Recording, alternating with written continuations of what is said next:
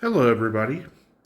I'd like to discuss an interesting strategy topic in Era that perhaps you kind of sensed as you were kind of looking through the cards in the game, but we'll just tackle it head on here.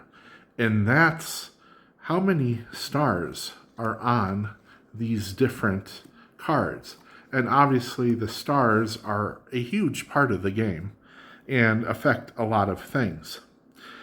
Now, some of you may have gone a step further and went ahead and counted all those stars. And you would have discovered that each Era deck has the same amount of stars, and that's 120. So you know each deck has 60 cards, therefore, do the math. On average, you're going to get 2 stars per card.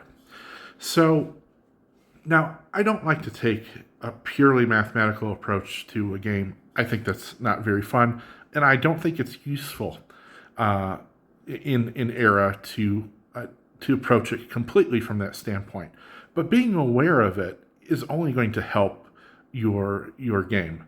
So when you look, for example, at a card like Legionnaire, and you've got 3 attacks here, you don't really have to make a wild guess as to how many stars you're going to get out of it. Since you know it's an average of 2 per attack, then you can look at this card really quickly and say, okay, on average, he's going to get about 6 stars. So this is really helpful when, in those critical moments where you have to really decide, do I want to put resources towards an attack? So if you've got a War Elephant out here, not knowing that there's a 2-star average, prior to that, you might have thought, the Legionnaire will definitely take out the War Elephants here. An 8, I can get that across 3 stars. When really the odds here are showing that it's unlikely. So you're going to need some kind of boost, maybe from a trireme here. Or you're going to have to put aside a card with the tactics option and then attack with the Legionnaire. So, but it's a fun thing to get familiar with the cards and the power, the star power that they inherently have with their attack. I look at this and I a trireme and I say, okay, it's going to give me an average of 4 stars. And I compare that to, what I need here with the Carthage army. I need... This can actually drive you bonkers. Analyzing this card and which is the better route to go.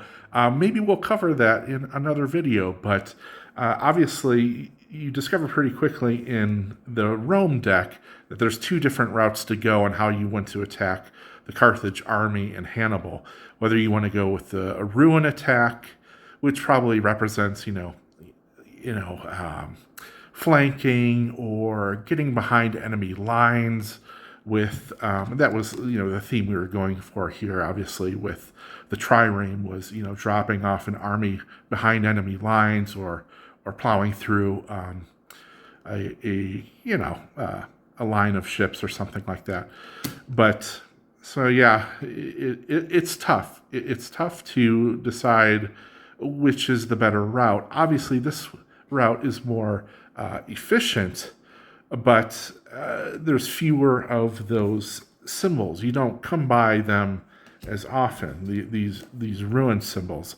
So if you want to get ultra efficient, you put out a cavalry, and you cavalry a cavalry by trying your best to get another one of these guys into your tactics pile so you can cavalry and take out that Carthage army. All right. Well, that's it for now.